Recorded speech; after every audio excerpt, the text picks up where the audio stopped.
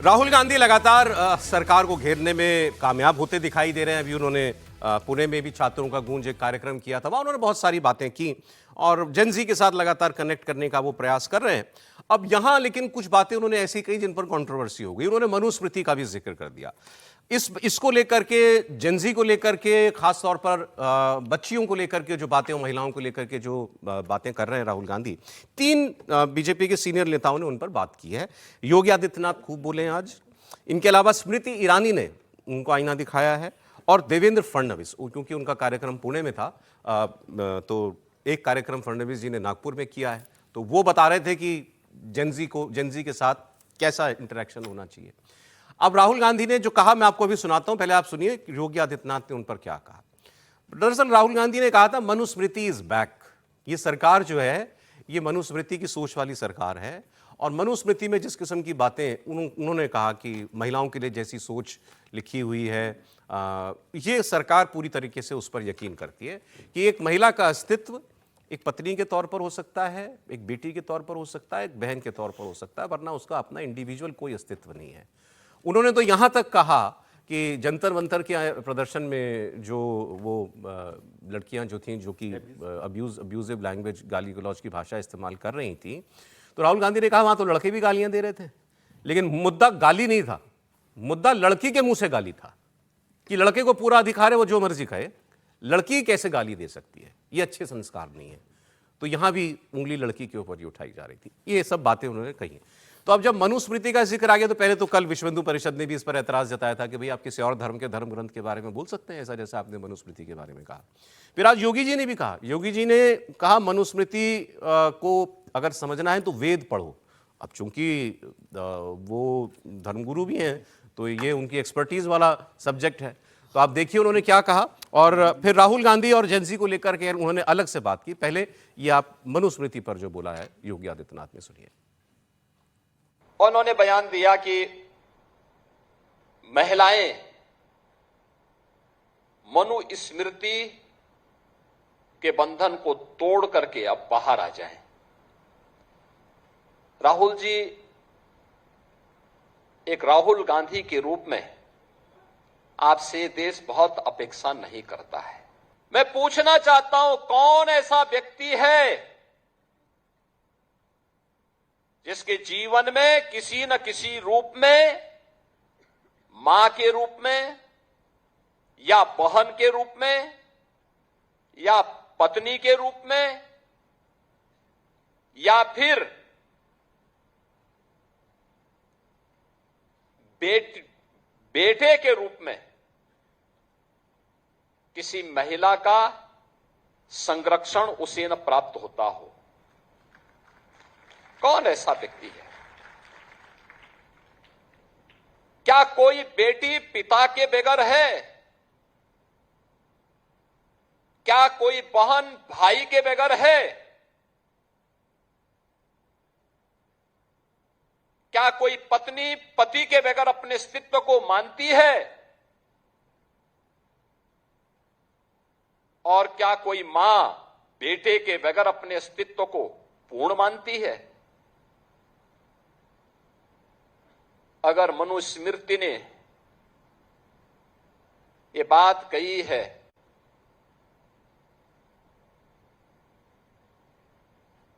आप बताइए सही बात क्या है?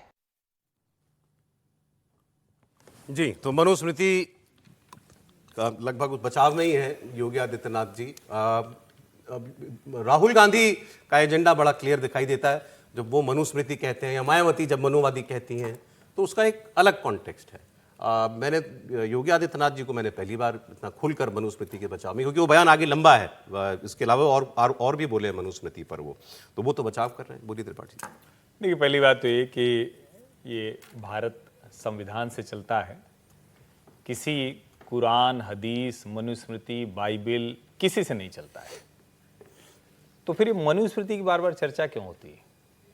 किनको है जिनको बिना मनुस्मृति का नाम लिए हुए पानी नहीं पचता है?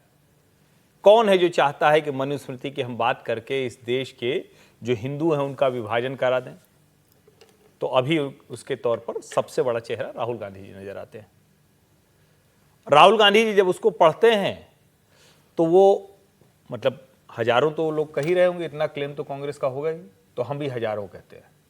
हजारों लड़कियां जो अकेले बिना पिता, बिना भाई, बिना पुत्र के, क्योंकि वो तो कम उम्र की लड़कियां हैं तो अभी तो उनका विवाह भी बहुतायत का नहीं हुआ, वो आई हुई है मजे से।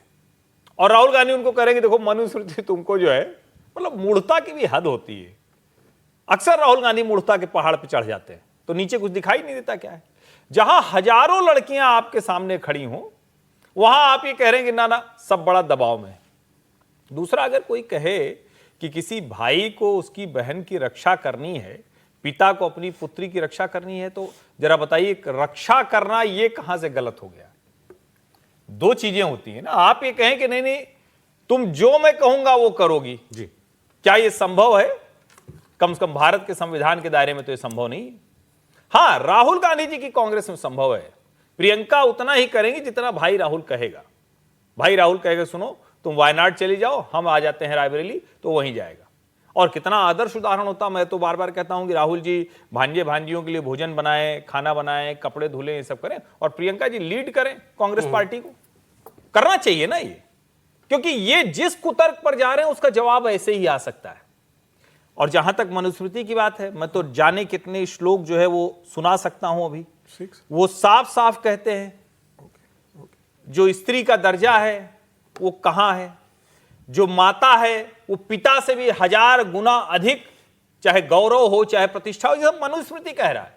और यत्र नार्यस्तु पूज्यन्ते, ये तो जो विरोधी है वो भी गा देते हैं बिना इसके जाने के उसका अर्थ क्या होता है। मनुस्मृति का श्लोक है, मनुस्मृति का श्लोक है। और इसमें यह भी है कि जिस घर में स्त्री सुखी नहीं है उस घर का, उस कुल का नाश हो जाता है। आप समझिए, इस दर्जे पर रखा गया। अच्छा सुखी कैसे होगी?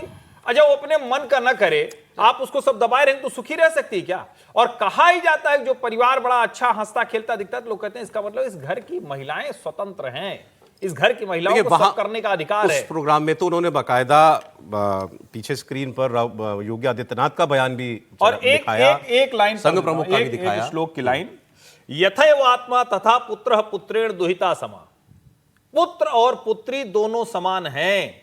ये मनुस्मृति का श्लोक में पढ़ रहा हूं, इसलिए बहुत से पढ़ सकता हूं, लेकिन ये पढ़ना बहुत जरूरी है। वो मनुस्मृति तो बहाना है, राहुल गांधी जो कहना चाहते हैं और वो लगातार कहते हैं। कुछ नहीं कहना, वो हिंदू विभाजन करना चाहते हैं और कोई नहीं। चलिए ये भी आप कह रहे हैं, वो जो अभी उन्होंने दिल्ली में कार्यक्रम किया था सांस्कृतिक कांग्रेस वाला, उसमें जो वो बातें कह रहे थे बेसिकली आर्गुमेंट है कि हम खुले विचारों को प्रोत्साहन देने वाले लोग हैं, ओपन माइंडेड सोसाइटी चाहते हैं। ये लोग एक पिछड़े और मुस्लिम लड़की हिजाब सोच वाली, मुस्लिम लड़की हिजाब पहन के मंच पे खड़ी है, वो अगड़ा सोच है। और हिंदू, मेरा भी ध्यान गया था उसमें। और हिंदू लड़की बताए कि हमको इसका, राहुल गांधी जब ये बातें कर रहे थे तो उनके मंच पर एक महिला थी जिन्होंने हिजाब पहना हुआ था, तो वो लोग भी ये भी बात उठा रहे हैं कि आपने उसकी आजादी के बारे में कभी नहीं सोचा। खैर, मैं आपको राहुल गांधी को बयान ही दिखा देता हूं ना मनुस्मृति पर जिन्होंने बोला, देखिए।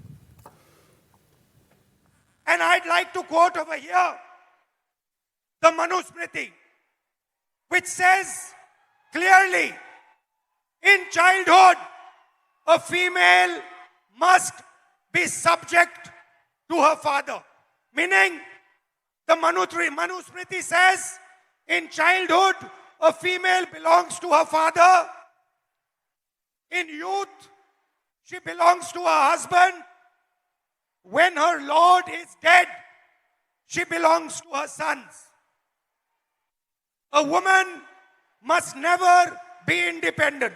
This is a direct quote from the Manusmriti. And these words are a shame, because these words should never ever have been spoken. वैसे बेहतर होता राहुल गांधी जैसे जो शब्दशः मनुस्मृति में लिखा है उसको कोट करते जी, वैसे ही बताते और हिंदी में बात करते तो ज्यादा लोग जो है वो समझ पाता है, क्योंकि कई बार ट्रांसलेशन भी जो है वो चीजों को कुछ का कुछ कर देती है। मैं क्लेम नहीं कर रहा हूं कि ऐसा हुआ है वहां पर, लेकिन ऐसा अगर वो ओरिजिनली बता देते कि ये लिखा है तो भी बात अपनी है वो कर सकते थे। जी सर, सुनील जी। देखिए, राहुल गांधी तो वही उठाएंगे मनुस्मृति से जो उनकी राजनीति को सूट करेगा। ठीक है, उनको ये सूट कर रहा था उनकी राजनीति को कि पुणे में जब वो लड़कियों को संबोधित करेंगे तो ये बताए कि हिंदू धर्म ग्रंथ में किस तरीके से महिला विरोधी सोच है और कैसा हिंदू धर्म महिला विरोधी सोच के साथ चलता है। वो बेसिकली अपने इस लड़कियों को संबोधित करने के आड़ में हिंदू धर्म की कुरीतियों को बताना चाहते थे। वो बताना चाहते थे कि हिंदू धर्म कितना पिछड़ा और किस तरीके से महिलाओं पर अत्याचार किया, जो अपने राजनीति को सूट करते हुए उन्होंने उसका जिक्र किया। लेकिन राहुल गांधी अगर अपनी राजनीति देखते हैं कांग्रेस की, कांग्रेस इतने बड़ा लीडर है, उनको ये लगता है कि भाई महिलाओं को इतना सम्मान मिलना चाहिए, तो राहुल गांधी कांग्रेस के अंदर भी करते ना, इतने मुख्यमंत्री कोई महिला मुख्यमंत्री बना देते, किसी राज्य में अपनी उप मुख्यमंत्री महिला बना देते, आप पार्टी में बड़े पदों के ऊपर आप महिलाओं को लेकर आ जाते राहुल गांधी, एलओपी किसी महिला को राहुल गांधी बना देते, दलित पिछड़ी कोई महिला है। कर्नाटक में अभी एक भी महिला मंत्री एक भी महिला मंत्री नहीं है कर्नाटक के अंदर, एक भी ब्राह्मण मंत्री नहीं है कर्नाटक के अंदर। तो राहुल गांधी जिस तरीके से राजनीति अपनी पार्टी के अंदर कर रहे हैं, राहुल गांधी उदाहरण देते ना कि भाई हमने ये फैसला लिया, हमारी पार्टी के अंदर संगठन में हमने ये फैसले लिए, मैं लीडर ऑफ अपोजिशन महिला को बनाने के लिए मैंने कहा, राज्यसभा में आप किसी महिला को बना देते मल्लिकार्जुन खड़गे की जगह, लोकसभा में राहुल गांधी अपनी जगह किसी को बना देते, डेप्यूटी लीडर किसी महिला को राहुल गांधी बना देते। कहां राहुल गांधी ने बताया? राहुल गांधी बताया कितने राज्यों में उन्होंने प्रदेश अध्यक्ष महिलाओं को जिम्मेदारी दी है? राहुल गांधी की कोर टीम में कितनी महिला है? कांग्रेस वर्किंग कमेटी में कितनी महिलाओं को जगह दी है उन्होंने? अब वही अंबिका सोनी लंबे समय से कांग्रेस वर्किंग कमेटी में बनी हुई है।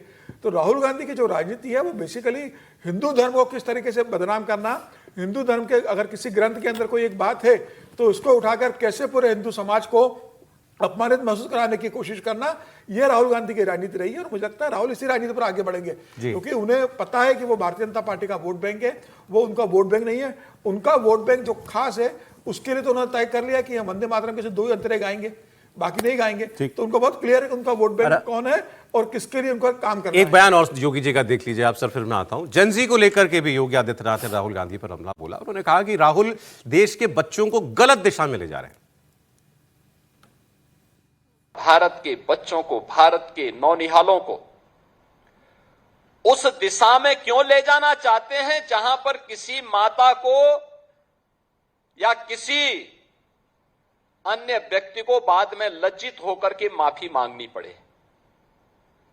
आपने देखा होगा जंतर मंतर में अभी एक बेटी ने प्रधानमंत्री जी मोदी जी के प्रति किस प्रकार की अभद्र भाषा का प्रयोग किया था, और बाद में उस बेटी की मां, वह बेटी भी अपने शब्दों को वापस लेती है, माफी मांगती है। उसकी माता पिता ने भी इस बात को स्वीकार किया कि उनकी बेटी ने गलत बोला है। आप क्यों अर्बन नक्सलियों के हाथों भारत की वर्तमान पीढ़ी के भविष्य को खराब करना चाहते हैं? क्यों भारत की विरासत को बर्बाद करना चाहते हैं?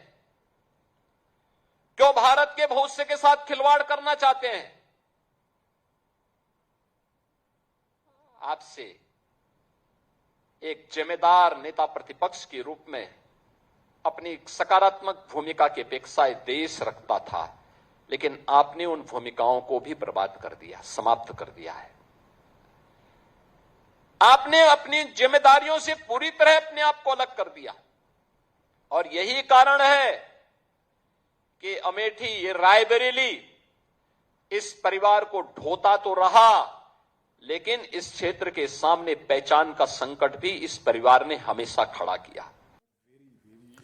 वो जो मैंने आपसे कहा कि राहुल गांधी ने उस प्रोग्राम में कहा था कि भाई लड़की गाली दे तो प्रॉब्लम है, लड़का गाली दे तो प्रॉब्लम है, तो ऐसा डायरेक्टली नहीं बोला योगी जी ने, लेकिन वो यही कह रहे हैं गाली कोई भी दे प्रॉब्लम है। और आप कहां ले जाना चाहते हैं, क्यों डिफेंड कर रहे हैं इस चीज को? सर देखिए, ये मुद्दा धार्मिक है ही नहीं, धार्मिक तो एक प्रतीक है जिसको उनको लेके चल रहे हैं।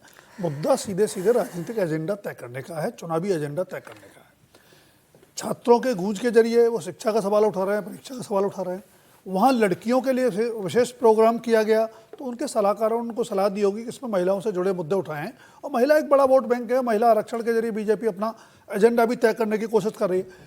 सवाल ये नहीं है कि मनुस्मृति में सिर्फ एक पक्षी बात लिखी गई है, सवाल ये है कि संघ परिवार बीजेपी मनुस्मृति का बचाव करते हैं, और राहुल गांधी उस भूमिका का लाभ उठाते हुए उनके ऊपर निशाना साध रहे हैं। सवाल सिर्फ मनुस्मृति का हिंदू समुदाय का नहीं है। आप भारत की पूरी व्यवस्था देख लें तो पितृसत्तात्मक है, वो मुसलमानों में भी वही व्यवस्था है। सर पूरी दुनिया है, मैं वही कह रहा दुनिया में इटली में भी वही व्यवस्था है। क्यों मैं वही कह रहा हूं। पूरी दुनिया, अमेरिका नहीं है क्या? आप सिर्फ सिलेक्टिव चीजों को देख के दिखा के अपना एजेंडा तय कर रहे हैं, और ये अनपेक्षित नहीं है, यही होना है। जब चुनाव के दौर में हम जा रहे हैं, 7 राज्यों में अगले साल चुनाव है, 29 में लोकसभा का चुनाव है, उससे पहले और चुनाव हैं, तो कुल मिलाकर के पॉलिटिकल एजेंडा तय हो रहा है। भाई बीजेपी भी वंदे मातरम के जरिए, एक देश एक चुनाव के जरिए, बाकी महिला आरक्षण के जरिए अपना पॉलिटिकल एजेंडा तय कर रही है ना। तो राहुल गांधी उसका काउंटर एजेंडा तैयार करने की कोशिश कर रहे हैं। आप देखेंगे, मैंने पहले भी एक बार कहा था कि आरक्षण को खतरा, संविधान को खतरा, शुरू हो गया वो सब। वो सारी चीजें घूम फिर करके दोबारा से आएंगी। अब लेकिन बीजेपी, जैसे मैंने आपको बताया, अब उसने बेस्ट फुट फॉरवर्ड जैसे कहना चाहिए, तो उन लोगों को आगे किया है जो जानते हैं कि जिनकी बातें जो हैं वो सुनी जाएंगी। योगी आदित्यनाथ खूब सुने जाते हैं। स्मृति ईरानी, अभी उनको पार्टी में बड़ी भूमिका मिली है, महासचिव वो बनी है। उन्होंने राहुल गांधी के इस प्रोग्राम के जरिए उन पर हमला बोला। उन्होंने कहा महिलाओं के बीच में गए थे ना, लड़कियों की बात कर रहे थे, आगे बढ़ाना है लड़कियों को, महिला आरक्षण दे दो, क्यों महिला आरक्षण के खिलाफ हैं आप? तो उन्होंने वहां अपना एजेंडा उन्होंने फिट किया, फिर वो उसमें वंदे मातरम भी लेकर के आई। देखिए, चूंकि कांग्रेस पार्टी के एक अहम नेता ने महिलाओं और महिलाओं के नेतृत्व के समर्थन की बात की है, मैं उनसे कहना चाहती हूं विनम्रता पूर्वक, कृपया प्रधानमंत्री जी की इस मुहिम को कि देश की महिलाओं को संसद में नेतृत्व करने के लिए 33% आरक्षण का बिल त्वरित रूप से लागू हो, इस प्रयास में प्रधानमंत्री जी का सहयोग करें। चूंकि उन्होंने धर्म का आह्वान किया है, मैं उस अहम नेता को एक और निवेदन करती हूं। वंदे मातरम में भी जिन पंक्तियों को कांग्रेस मुख्यालय में रोका गया, उन पंक्तियों में मां दुर्गा का उल्लेख है। जिस दुर्गा स्वरूपा को हम शक्ति के केंद्र की दृष्टि से उपासना करते हैं, उस दुर्गा मां का जय घोष, वंदे मातरम का पूरा मंचन, पूरा गायन कांग्रेस मुख्यालय में हो। तो देखिए, उन्होंने कहा महिला आरक्षण दे दो, लड़कियों को आगे बढ़ाना है। दूसरा, वो वंदे मातरम पूरा नहीं गाते हो, जिस वजह से नहीं गाते हो वो देवी दुर्गा की बात हो रही है, और तुम उसी वजह से गाना नहीं चाहते हो उसको, क्यों? और उसमें दुर्गा है, सरस्वती है, लक्ष्मी है। वंदे मातरम में समृद्धि का प्रतीक है, ज्ञान का प्रतीक है, दुर्गा शक्ति का प्रतीक है। गाओ, पूरा गाओ। जी त्रिपाठी जी। देखिए सौरभ जी, मैं तो बार बार ये कह रहा हूं ना कि राहुल गांधी को इस सब से मतलब नहीं है। उनको एक लाइन किसी ने समझा दी है, और पता नहीं देश में समझाई या विदेश में समझाई, कि हिंदू को बांटो किसी तरह। इसके अलावा और कुछ नहीं। वो बहुत इतना सोच के राहुल गांधी कुछ करते होंगे, मैं नहीं ऐसा मानता हूं। मेरा मानना है कि उनको कुछ समझा दिया गया, उनको एक चीज समझाया, किसी भी तरह से हिंदुओं पे हमला करते रहो। हिंदुत्व को ISIS, बोको हरम बताओ, मंदिरों में हिंदू क्या करते हैं वो बताओ, कुछ मतलब ऐसी बात बोलते रहो जिससे हिंदू हर वक्त कुछ न कुछ करता रहे। जाति में बांटते रहो, कौन जात हो बताओ, अच्छा हाँ, कौन सी जात हो बताओ। मनुस्मृति बोलती है, दोनों काम एक साथ हो जाते हैं ना। मनुस्मृति जाति का कॉन्टेक्स्ट भी अपने आप आ जाता है। मैं और ये भी कह रही है तो सब जाहिल लोग हैं, पिछड़े लोग रहा हूं। जब अभी राजकुमार सर बोल रहे तो मैंने इसीलिए कहा कि इटली में पितृसत्तात्मक समाज है, इटली में हमसे ज्यादा। और अभी मैं एक रिपोर्ट कल पढ़ रहा था, वो क्या करेंगे? क्योंकि नहीं, मैं बस बता रहा हूं, लोगों को तो जानना चाहिए ना कि जहां से आए पहले हैं। बता देते, प्रधानमंत्री जी बोलकर आते वहां पर। क्योंकि इटली का तो जानना पड़ेगा ना सर, इटली का जानना पड़ेगा सर, दोनों वजह से। क्योंकि इटली के ही जो राष्ट्राध्यक्ष है उनके ऊपर बहुत घटिया स्तरहीन टिप्पणी संदीप दीक्षित। अच्छा, फासिज्म भी सबसे पहले इटली में ही आया था ना? नहीं इटली से सर, तो निकला ना फासिज्म। अभी सुन लीजिए, यूरोपीय यूनियन में लेबर फोर्स पार्टिसिपेशन में न्यूनतम अगर कहीं महिलाएं हैं तो इटली। मैं तथ्य के साथ थोड़ा बता दूं जिससे जानकारी, जहां से सोनिया जी आई हैं, सोनिया जी जहां से आई हैं, हमको इटली से क्या मतलब, सोनिया जी पावरफुल है ना यहाँ। हाँ, तो भारत ने सम्मान दिया ना महिला को। भारत ने सोनिया जी को इतना बड़ा सम्मान दिया, और इटली के समाज ने क्या दिया होगा वो जाने, वो राहुल गांधी बताएं। मूल रूप से क्या है कि आज भी आप बेवजह की चीजों को लेकर समाज में, हिंदू समाज में विभाजन करना चाहते हो। वरना एक मुस्लिम लड़की हिजाब में खड़ी हो, एक हिंदू लड़की कुछ भी न पहने हो, हिंदू लड़की के मुंह से स्कार्फ पहन के आना है, ये आपको मंच पर बुलवाना है, खतरनाक है भाई। और वो क्या क्या कर रहे हैं, जैसे एक और मैं उदाहरण करता हूं। एक लड़की ने कहा कि भाई लड़के गोरी लड़कियां पसंद करते हैं, वो ऐसे नहीं, हमारी तो उन्होंने कहा यू आर ब्यूटीफुल। अच्छा है, जेस्चर बड़ा अच्छा है, लेकिन उसको कैसे दिखाया, उसको भी एक फॉल्ट लाइन के तौर पर। अरे भाई, ये कौन सी ऐसी छिपी हुई बात है? हर समाज में, हर जगह पर जो लोग करते हैं, चाहे अरेंज मैरिज हो चाहे लव मैरिज हो, जो चाहता है वो चाहता अपने हिसाब से देख के करता है। लेकिन अब इसमें भी आप कोई फॉल्ट लाइन खोज लाएं, फिर आप इसमें भी खोज लाएं कि नहीं मनुस्मृति अच्छा, हम चलिए। कहेंगे तो ये होगा। पूरा परिवार सिस्टम, पूरी हिंदू व्यवस्था, पूरा हिंदू समाज उसके विरोध में ये भाई साहब खड़े हैं। अच्छा, आप इसके उसको अलावा बार कुछ बार हिंदू से जोड़ रहे हैं, ठीक भी हो सकती है नहीं, आपकी वही feeling। वो चाहते हैं। नहीं, हाँ हाँ, लेकिन अरे भी तो उनको वही वोट चाहिए ना, हिंदू वाले तो वोट चाहिए, और वो भी खास वाला चाहिए उसमें। मुस्लिम वोट तो उनके पास है। अब मनुष्य, जैसे मैंने आप मनुस्मृति से दोनों काम हो जाते हैं, वरना आप सोचिए, मैंने तो आज तक एक भी परिवार ऐसा नहीं देखा जो शाम को खोलता हो संध्या वंदन के वक्त मनुस्मृति और उसके श्लोक याद गाता हो। कभी देखा आपने? घर में होगी भी नहीं। मुझे लगता है बहुत सारे 99.99999% घरों में मनुस्मृति होती भी नहीं। 80% घरों 5 में नहीं साल होगी। पहले मैं लेकर आया, क्योंकि इतने लोगों ने उसको सिगरेट से फूंक दिया, जूता रख दिया, तो हमको लगा भाई कौन सी किताब है, इसको जाने और दो। किसी भी धर्म ग्रंथ में आप विवादास्पद चीजें ढूंढ सकते हैं, किसी भी धर्म ग्रंथ के अंदर आप ढूंढ सकते हैं। अब ये उनकी काबिलियत है कि वो उसमें ढूंढ रहे हैं जिससे फायदा है। बाकी दूसरे वाले भी ढूंढते ही है ना जहां ढूंढने होते हैं। बीजेपी वाले भी ढूंढते हैं जहां ढूंढना होता है। नहीं ढूंढते, तो वो भी ढूंढते नहीं हैं। ढूंढते, रोज ही करते ढूंढते हैं, ऐसा नहीं, रोज ही करते सर हैं। कैसी बात कर रहे बीजेपी हैं? वाले कभी नहीं ढूंढते हैं। मैं फिर कह रहा हूं, इसको चैलेंज दे रहा हूं, बीजेपी वाले तो रोज ही करते हैं, सर नहीं ढूंढते हैं। छोड़िए उसको। सर वो जब आप उनको, मैं इस पे तो कोई बहस करने का हो ना, आप उनके धर्म ग्रंथों पर कोई टिप्पणी इस वजह से नहीं करते हैं कि आपको किसी पर टिप्पणी की, यहां आपको किसी समाज को बांटना उसके लिए टिप्पणी चलिए, अच्छा, करनी। ठीक है। अब मैं आपको वहां, कह रहा था- जैसे उदाहरण के लिए 3 तलाक पर टिप्पणी उनके धर्म ग्रंथों पर टिप्पणी नहीं है, शरिया के खिलाफ टिप्पणी उनके धर्म ग्रंथों उसके पर धर्म ग्रंथ में कोट करके भी देखिए, किया जाता बाकी है। तो आप किसी भी धर्म ग्रंथ को जैसे चाहें वैसे डिबेट कर सकते हैं, लेकिन वो साहस नहीं है दूसरों में ना। अच्छा, तीसरे शख्स जिन्होंने कल राहुल गांधी को जवाब दिया, उन्होंने बड़ा एक प्रोग्राम भी किया। देवेंद्र फडणवीस, महाराष्ट्र के मुख्यमंत्री, उन्होंने पुणे में एक बहुत अच्छा प्रोग्राम किया। अच्छा, मेरे मतलब विजुअली बड़ा रिच था। ये देखिए आप, इसमें आवाज भी है, साउंड भी है, ढोल बज रहे हैं। 25,000 नौजवान लड़के लड़कियां इस कार्यक्रम में थे, पारंपरिक वेशभूषा और ढोल लिया हुआ। हाँ, Ambience अच्छा है। बहुत अच्छा है, जरा सुना दीजिए।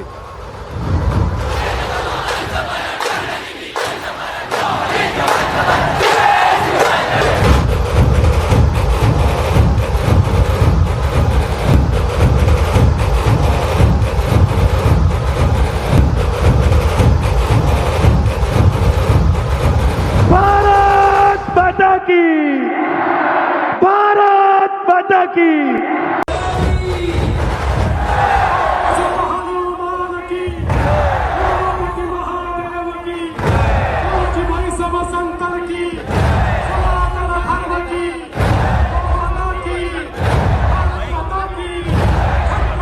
शिवाजी महाराज की, छत्रपति संभाजी महाराज की, पार्वती पटेल।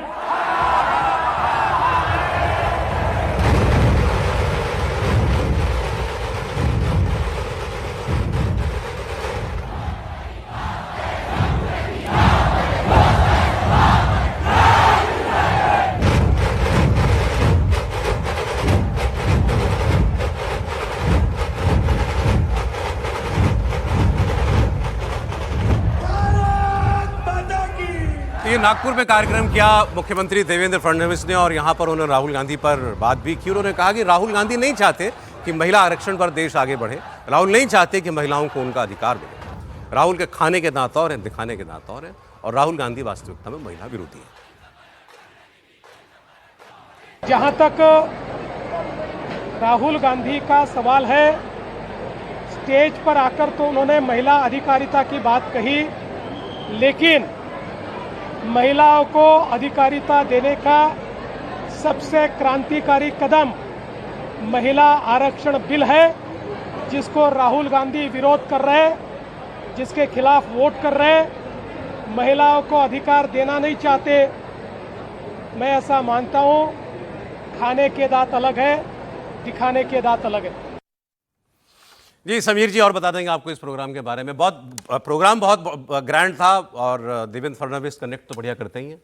बिल्कुल, और ये बड़ा प्रोग्राम ऑर्गेनाइज किया था पूना में। विकसित भारत यूथ कॉन्क्लेव के नाम से इसको ऑर्गेनाइज किया गया था, और सभी देशों, सभी राज्यों के और केंद्र शासित प्रदेशों से 1000 युवाओं को यहाँ पर आमंत्रित किया गया था। और जो स्पोर्ट्स कॉम्प्लेक्स बनाए पूना में, बासेवाड़ी में, वहाँ पर ये ऑर्गेनाइज किया था। और उसमें 3 जोन बनाए गए थे। इसमें एक तो वॉरियर जोन बनाया था, जिसके अंतर्गत फिटनेस और खेल के लोगों को शामिल किया गया था।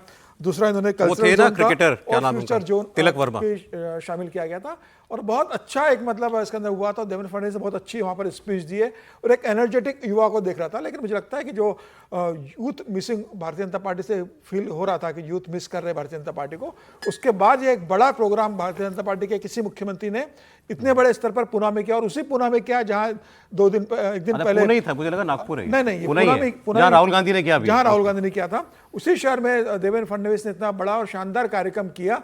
तो मुझे लगता है कि अभी शुरुआत है, आने वाले दिनों में मैं उनका वो बयान सुन रहा था अभी इनका, तो एक्चुअली बीजेपी ने पहले ये आरोप लगाया कि कांग्रेस राहुल गांधी के छात्रों की गूंज कार्यक्रम पुणे में पैसे देकर लोगों को बुलाया गया। तो ये बात भी देवेंद्र फडणवीस ने कही थी कि वहां पर वो प्रायोजित था, पूरी तरीके से स्पॉन्सर्ड प्रोग्राम था, पैसे लेकर के लोग आए थे। और इस प्रोग्राम के बारे में उन्होंने कहा कि हमने एक बस तक नहीं लगाई किसी को यहां लाने के लिए, सब अपने आप आए हैं, हमने केवल कॉल दिया था इस प्रोग्राम का। टिकट का पैसा भी नहीं दिया ट्रेन का। जो ट्रेन से आए, फ्लाइट से आए, बस से आए, बाय रोड आए, सब अपने खर्चों से वहां पर आए। रहने की व्यवस्था इन लोगों की जरूर सरकार ने व्यवस्था की थी, कल्चरल मिनिस्ट्री ने, कि इनको रहने की व्यवस्था की जाए। बाकी सारा खर्चा इन लोगों तो ने ये यूथ कनेक्ट अभी अभियान के तौर पर कर रही है क्या भारतीय जनता पार्टी? सर विजय जी, मैं कह रहा हूँ ये बहुत अच्छा प्रोग्राम है और ख़ासतौर से राहुल गांधी जी के उस प्रोग्राम का एक पॉलिटिकल जवाब है। इसको ऐसे देखना चाहिए, ठीक है ना, क्योंकि वो यूथ के लिए, महिलाओं के लिए उन्होंने किया। और ये जो जवाब है, ये पॉलिटिकल जवाब मैं समझता हूँ जो स्मृति जी ने दिया और देवेंद्र फडणवीस ने दिया कि भाई राहुल गांधी यदि महिलाओं का समर्थन कर रहे हैं तो महिला बिल पर आ जाएं साथ करने। तो ये तो एक पॉलिटिकल जवाब होता है। और मेरे ख्याल से मतलब इस सवाल इससे ये बेहतर तरीका है, मतलब नहीं, लेकिन मुझे पता नहीं ये प्रोग्राम बीजेपी के नेता भी देख रहे होंगे सर, अब ये जवाब राहुल गांधी जी के लिए या बीजेपी के कुछ और नेताओं के लिए? ऐसा क्यों कह रहे हैं आप? सर नहीं, मैं ऐसे कह रहा हूँ। सर राहुल गांधी और देवेंद्र फडणवीस दोनों सर राहुल गांधी और देवेंद्र फडणवीस दोनों बराबर है। 1970 का दोनों का बर्थ है। देवेंद्र फडणवीस का 40-50 दिन छोटे हैं शायद। देवेंद्र फडणवीस 22 जुलाई 97 का है और उनका 19 जून का है। चले 32 दिन बड़े हैं राहुल गांधी, देवेंद्र फडणवीस। इनके सर ब्रेक के लिए लेना पड़ेगा। आप सवाल छोड़ जाइए, जवाब आके ले एक ही लाइन बोल देता हूँ, फिर आप अंतर देख लीजिए। राहुल गांधी कार्यक्रम करते हैं तो कैसे बांटते हैं, देवेंद्र फडणवीस कर रहे हैं, अभी आप कह रहे थे बीजेपी वाले सवाल खड़ा करते हैं, तो इससे बढ़िया सुंदर कार्यक्रम क्या होगा? देखिए।